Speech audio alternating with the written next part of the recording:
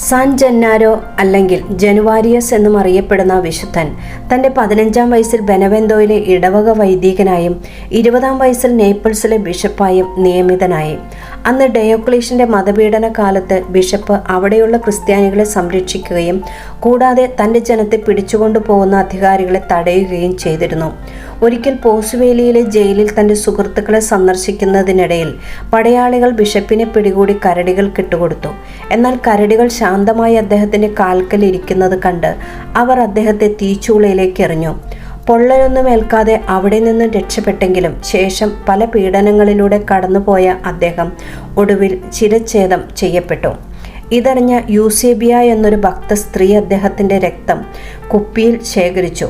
4-ാം നൂറ്റാണ്ടിൽ ശേഖരിക്കപ്പെട്ട സാൻ ജന്നാരോയുടെ ഈ രക്തം നേപ്പിൾസിൻ്റെ ഏറ്റവും വിലപ്പെട്ട തിരുശേഷിപ്പാണ്.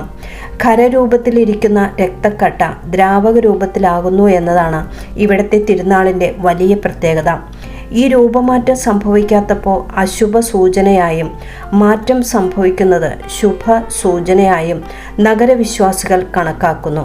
ഈ അത്ഭുത പ്രതിഭാസത്തെ വിശ്വാസികൾ വെള്ളത്തൂവാലകൾ ഉയർത്തി വീശിയും കരഘോഷം മുഴക്കിയും സ്വീകരിക്കുന്നു.